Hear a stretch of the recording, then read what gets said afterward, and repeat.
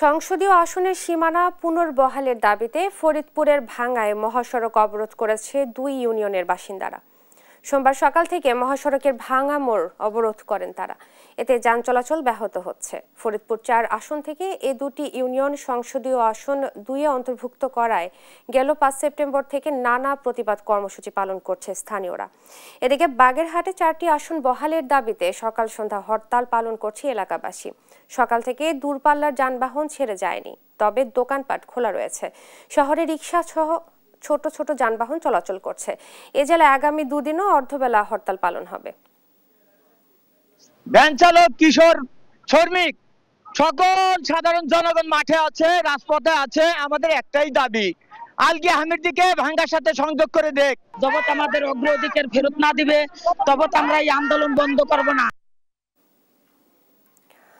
দর্শক, ফরিদপুরের ভাঙ্গায় সড়ক অবরোধের খবর জানাতে সরাসরি যোগ দিচ্ছেন সহকর্মী আনিসুর রহমান। আনিস, আপনার কাছে জানতে চাইবো যে সড়কের বর্তমান পরিস্থিতি কেমন দেখছেন, সার্বিক চিত্র জানাবেন।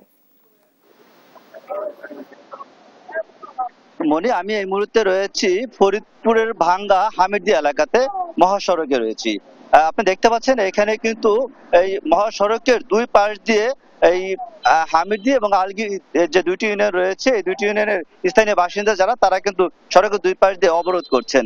এবং তাদের এই সড়কের অবরোধ করার পিছনে কারণ হচ্ছে গত 4 তারিখে নির্বাচন কমিশন যে গেজেট ঘোষণা করেছেন, সেই গেজেট ঘোষণার পর থেকে কিন্তু তারা এই অঞ্চলে মানুষ ফুঁসে উঠেছে। বিশেষ করে তাদের এই ফরিদপুরের সংসদীয় আসন 4-এর যে 2টি ইউনিয়ন আলগী এবং হামিদি, এই 2টি ইউনিয়ন পার্শ্ববর্তী সংসদীয় আসন 2-এ নেয়ার অন্তর্ভুক্ত করার প্রতিবাদে কিন্তু তারা এই 5 তারিখ থেকে অবরোধ করে আসছেন, অবস্থান কর্মসূচি এবং অবরোধ করে আসছেন। এবং আজকে সকালবেলাও কিন্তু তারা পূর্ণ নির্ধারিত ঘোষিত অনুযায়ী কিন্তু আজকে সকালবেলা তারা অবরোধ শুরু করেছিলেন। কিন্তু সকালবেলা সকাল 6:30টার দিকে যৌথ বাহিনীর কারণে কিন্তু তারা অবরোধ করতে পারেননি। পরবর্তীতে প্রশাসনের সাথে বা আইন শৃঙ্খলা বাহিনীর অনুরোধে কিন্তু তারা এমনটি এই সড়কের 2 পাশ দিয়ে কিন্তু তারা অবস্থান করছেন এবং শান্তি শৃঙ্খলা ভাবে কিন্তু তারা এই অবরোধ কর্মসূচি পালন করছেন। এবং তাদের দাবি হচ্ছে যে আমরা যতক্ষণ পর্যন্ত আমাদের এই দাবি দেওয়া মেনে নেওয়া না হবে, ততক্ষণ পর্যন্ত কিন্তু আমরা আমাদের এই অবরোধ কর্মসূচি চালিয়ে যাব। এবং এ বিষয়ে কিছুক্ষণ আগে এখানে ফরিদপুরের পুলিশ সুপার এসেছিলেন, আমরা তার সাথে কথা বলেছি। তিনি আমাদেরকে যেমনটি জানিয়েছেন যে এই অবরোধকারীরা এখন যেহেতু অবরোধ শান্তিপূর্ণভাবেই করছে, রাস্তা সড়কের 2 পাশে করছে, অর্থাৎ যানবাহনগুলো স্বাভাবিকভাবে যাতায়াত করতে পারছে, সেই কারণে তাদের যদি এরকম ভাবে করে তাহলে তাদের পক্ষ থেকে কোনো আপত্তি থাকবে না। আমরা এই বিষয়ে যারা এখানে অবরোধকারী রয়েছেন তাদের সাথে আমরা একটু কথা বলার চেষ্টা করবো, তারা কি কারণে অবরোধ করছেন এবং তাদের কি।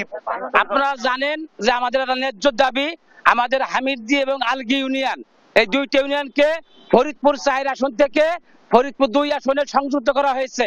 সেই প্রতিবাদেই আমরা রাস্তায় নেমেছি। আপনাদেরও বিবেক আছে, আপনারা জানেন আমাদের দাবি ন্যায্য দাবি। আমাদের ন্যায্য দাবিকে মেনে নিলেই আমরা রাজপথ ছেড়ে দেই। আপনারা দেখতেছেন আমরা সমস্ত পেশাজীবী মানুষ আমাদের কাজকর্ম ফেলে দিয়ে, যেমনটি শুনছিলেন যে এখানে যারা অবরোধকারী রয়েছেন তাদের যে দাবি, তাদের 2টি ইউনিয়নকে যদি দ্রুত তাদের সংসদীয় আসন 4-এ সম্পৃক্ত করা না হয়, তাহলে কিন্তু তাদের এই অবরোধ কর্মসূচি শান্তিপূর্ণভাবে চলবে। এমনটাই ছিল এই মহাসড়ক অবরোধ থেকে সর্বশেষ।